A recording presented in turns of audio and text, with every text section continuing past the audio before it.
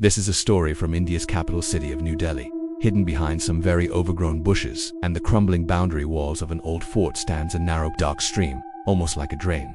In the summer, this water body, less than 20 feet wide, is stagnant and stinks. Yet in the rains, it swells up, turning into a raging torrent that washes away everything in its path. This stream is called Khooni Nadi, or the Bloody River. Sounds scary, right? And the locals swear it is. Today we'll try and find out if there's anything to these stories.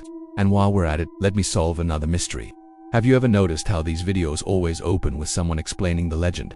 Well, I'm here to tell you that not all legends are true, or if they are, they aren't as creepy as they sound. So why am I ruining the suspense? Well, because this place isn't haunted, that much is certain, but it does have a bloody history. The first part of our story dates back to the year 1962, when India and China were fighting a war in the high altitudes of Ladakh. During that battle, a company of Indian soldiers had laid an ambush at a place called Kibathu. Their plan was to trap and kill Chinese infiltrators, but something went wrong. Perhaps the Chinese got wind of the ambush, or maybe there was an informer in the camp. Either way, most of the soldiers were killed and their bodies never recovered. Today, a memorial stands at Kibathu to pay tribute to the martyrs, but the story says their souls are trapped in the icy heights of Ladakh, restless and enraged. Now, let's go back to Delhi. Our next story starts in the year 2001. A resident of North Delhi, a man decided to end his own life. He jumped into a canal that was not the deepest or the widest, but somehow he could not be fished out. Divers tried but failed. His body remained missing. Since then, local divers refused to enter the canal, convinced that the man's soul was haunting the waters. In 2004, a man named Shahrukh Khan rented a flat near the canal. He too planned to end his life. He jumped into the same canal, but again, the body couldn't be recovered. 2 deaths and 2 hauntings later, the canal earned the name Khooni Nadi, or the Bloody River. Why? Well, because it's rumored to take anyone who dares to bathe in it. In fact, there are several theories about why the canal is cursed. Some say it was used to dump the bodies of criminals and traitors during the Mughal era. Others say it's a gateway to hell, and yet others say it's just a crocodile-infested drain. So let's set the record straight.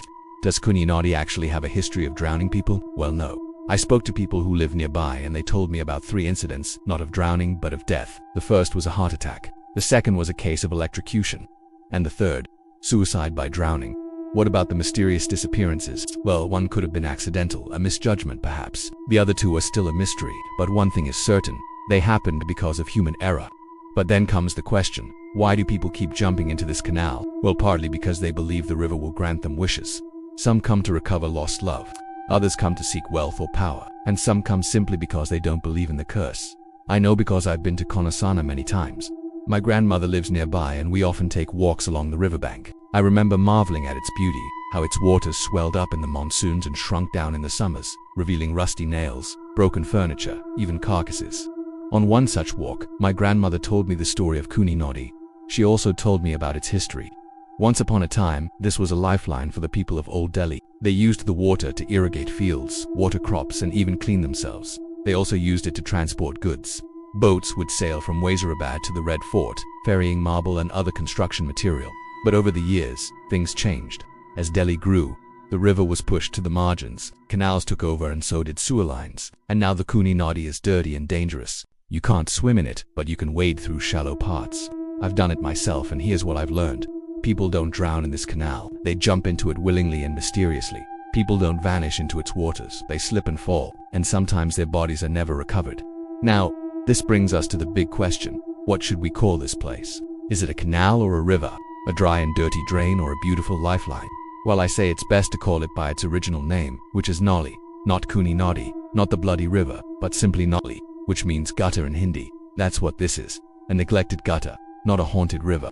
I know this story might disappoint some of you, but that's how it is. Sometimes the scariest legends turn out to be ordinary. Sometimes the darkest places aren't haunted after all. And that's okay. Let me explain why. Think about all the stories that scared you growing up. There was the Colaveria demon who ate little children. There was the boogeyman who lived under your bed. And then there was the bloody river that pulled you in and drowned you. All scary stories. And if you think about it, none of them did any harm. On the contrary, they kept us on our toes, warned us about dangers, both real and imaginary. You see, humans are social creatures. We thrive on connections, and stories bring us together. They help us navigate life, warn us about dangers, and teach us important lessons. That's why every culture has a treasure trove of folk tales, myths, and legends. We tell them around campfires, at dinner tables, or nowadays, on YouTube. As for the rest of you, well, I say embrace the unexpected. Don't trust everything you see. And most importantly, don't judge a river by its murky water. After all, you never know what you might find behind its banks. Stories, mysteries, and yes, sometimes even crocodiles.